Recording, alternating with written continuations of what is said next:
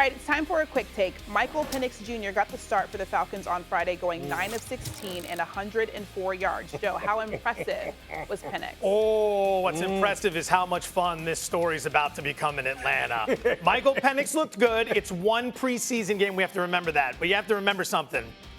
Kirk Cousins signed that big deal with the Falcons, and on April 25th, the pressure was applied. That's a top 10 pick right there. Atlanta could have gone in any direction to get a guy who could help them win now. They are the divisional favorites after all. And instead, they took Cousins' replacement, upping the pressure. Now you got Penix playing well in the preseason. And keep in mind, everybody, that Atlanta schedule starts hosting Pittsburgh, at Philadelphia, hosting Kansas City. If Cousins struggles in those 3 games, just like that. We spend so much time around here. Dallas, the Jets, the Niners, and the Steelers. Get Atlanta in that mix. It's going to be a story. As an ATL, that boy looked good. Yes, Yeah. I do. That boy looked good. That boy bad. That's what he is. Now, let me say this, Joe. Raheem Morris, Terry Fontenot, the general manager and the head coach, ignore the noise. Don't listen to anything that Joe Fortenbaugh is preaching to you right now. Let's keep everything cool in Atlanta. Cannot wait for the season to start. Joe Smo, stop it. Problems. You know you got problems. What if you struggle against Pittsburgh in game 1? And I believe that second game against Philly is a primetime game. We know Cousins' history in primetime. And then Kansas City, yeah. See what he doing? Only a dynasty. I'm causing trouble, Yes, but it you also are. makes sense. Come on here gossiping. No, Trying to stir up trouble. What if Cousins struggles through those first 3 games? You're going into a divisional slate. I think you have 3 in a row after Kansas City. It's going to be the Saints, and then I believe it's Tampa and the Panthers. Winnable games. Well, it's supposed to be easy peasy from that point on, because those are the 3 toughest games on their schedule wholeheartedly. It's going to be ramped up, though. When does Kirk Cousins struggle 3 games in a row? That was supposed to be a quick take. We got 2 AT aliens here. It's a good take. Joe Burrow is back, baby. The Bengals quarterback returned to game action on Sunday for the first time since his season-ending wrist surgery last November, and he did not disappoint, completing 5 of his 7 passes for 51 yards and a touchdown pass to T. Higgins. Elsewhere on Friday, a fumbled snap exchange on each of Justin Fields' first 2 drives hampered the Steelers' first outing of the year, which ended in a 20-12 loss to the Houston Texans. The quarterback was also sacked twice in that game. All right, this is the whole squad. We got Damien Woody, Joe Fortenbaugh, Harry Douglas, and Dan Orlovsky. Harry, I'm going to start with you. Which AFC North quarterback is under the most pressure this season? I'm going to go whoever's the starting quarterback with the Pittsburgh Steelers. And let me go to the preseason game the other night, right? When, I believe it was the second play of the game where you had that quarterback center exchange, Typhoon.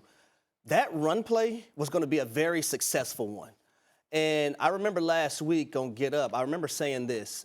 If you can't do the little things right and consistent, it's going to be hard for you to be out there and play the game of football at a high level and be the guy that your teammates can count on wholeheartedly. Now, Justin Fields did some tremendous things in that game, but luckily they were able to get those fumbles back, the 2 that he had. And I want you to pay attention to the body language of Najee Harris jumping up and down, the facial expression of also the head coach Mike Tomlin, how disappointed they were that the play didn't even get started, because those are 2 reps that were wasted, in which I thought could have been very successful plays for the Pittsburgh Steelers offense. I would also say when you look at last season for the Steelers and everything was about their defense, well, you had 3 quarterbacks combined for 13 touchdowns and 9 interceptions. They were 28th in scoring defense and 25th in passing defense.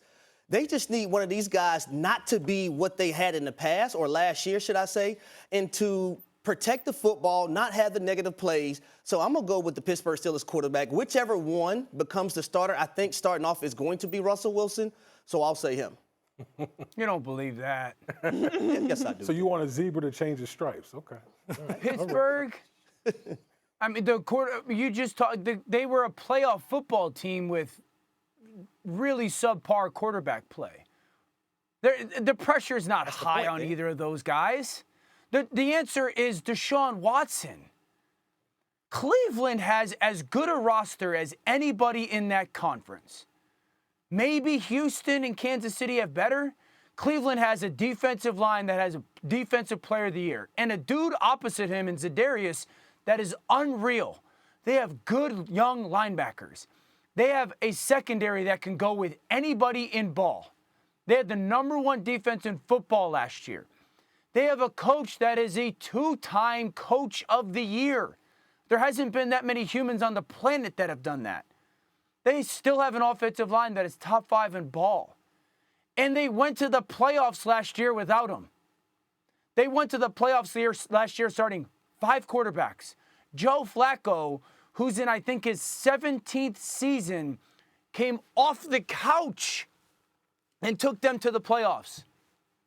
At some point, we got to go pay the piper. At some point, we got to prove that we're worth all the conversation and what the organization went through to acquire me, and then to pay me the fully guaranteed contract that basically got him from one situation to the other. It's Deshaun Watson. 4 years ago, Deshaun Watson was on track to be the best player in football outside of maybe Patrick Mahomes and Lamar Jackson. Right now, he's struggling to prove he's still a starter in this league. I don't think that's unfair to say. This is a football team that absolutely has the capability to make the AFC Championship game when it comes to their roster. We don't know who the quarterback is anymore. We don't know. Great points, but where's the pressure guy with the most coming pressure. from? Where's the pressure coming from? No one's picking Cleveland to do anything. Everyone thinks he's washed. Not saying he is, but everyone. No, they went to the playoffs. The Browns went to the playoffs, yeah. But Watson, who's putting the pressure on Watson to do anything this year? If Cleveland had, and I'm not even going to give you the 4 best. If Cleveland had Tua as their starting quarterback, would you label them a legit Super Bowl contender? No. You're out of your mind. You're absolutely out of your mind. If they had Trevor Lawrence, legit Super Bowl contender? No. I'm looking You're out at of the your mind, schedule and the way things set up. This is a team that's already banged up on the offensive line. Problem number 1. Problem number 2, what's going on at the running back position? Nick Chubb isn't going to be ready to start the season. The depth there is problematic. Number 3, defensively. They brought in Mike Vrabel. He's helping out more on the offensive side of the ball. He's going to assist Jim Schwartz. But you have to remember, that was the number 1 scoring defense at home last year. They were dead last on the road last season. It was predictable, and they got exposed in Houston. There's pressure on Watson, sure. But if you're going to break down all the quarterbacks in the AFC North, it starts with Joe Burrow. They get a pass last year because of the injuries, but if you look at how tough that division is and the expectations on all 4 teams, Baltimore, Pittsburgh, and Cleveland all have top 4 schedules in terms of difficulty. Cincinnati, by way of finishing dead last in the division last year, has the 6th easiest schedule in the NFL. That's where the pressure comes from. The expectation should be much higher for a team that has an easier path to a divisional crown. I'd put it on Burrow. Hold on, Dan. Hold on, Dan. Hold on. Hold on here. Buckle up. Let me tell you something. That boy Dan was preaching. Because it is Deshaun Watson. Cleveland's roster? I'm sorry, there's not, maybe the 49ers can match the Cleveland's roster. They are stacked on both sides of the ball, okay? All the points that Dan talked about is absolutely a fact. You got a 2-time coach of the year, okay, coaching you. They literally rearranged the coaching staff on offense just to placate to Deshaun Watson because of what they've invested in Deshaun Watson. Think of all what the Cleveland Browns gave up for Deshaun Watson. They're expecting a Deshaun Watson to be the 2020 Deshaun Watson from the Houston Texans. That's the problem. Yeah, but see, that's what that's the expectation. But see, that's the expectation. That's what when we're talking about the root of this question, when we talk about expectation, that's the expectation that the Cleveland Browns are expecting from Deshaun Watson. We need the 2020 version of you, because if we get the 2020 version, Deshaun Watson, who out there can match Cleveland? Player for player out there. Who can match him? Right. We know they got, listen, we know number 15 exists in the universe. We know he's that guy. But if we're talking about the whole pie, the big picture, Cleveland has that type of team. They need Deshaun Watson to be Deshaun Watson from 2020. Well, here's the thing. We can want a lot of things in life. Hell, I may have wanted a different Christmas gift growing up. That doesn't mean I was going to get it.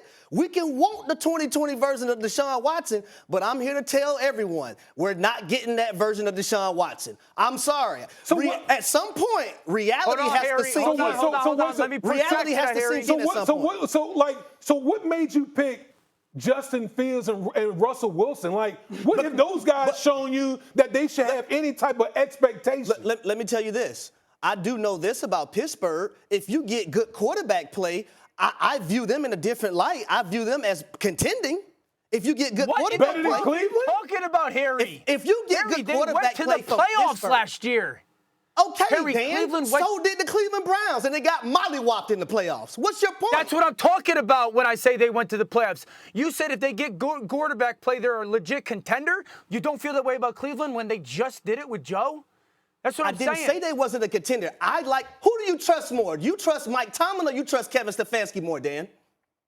Tell me who you trust more. Kevin Stefanski's a two-time coach of the year. So what? He hasn't won a dang old thing, Dan. Who do you trust more, Stefanski or Mike Tomlin? Answer the question. Both. They're both great coaches. Don't tell me about what he's a two-time coach of the year. He ain't won a doggone playoff game.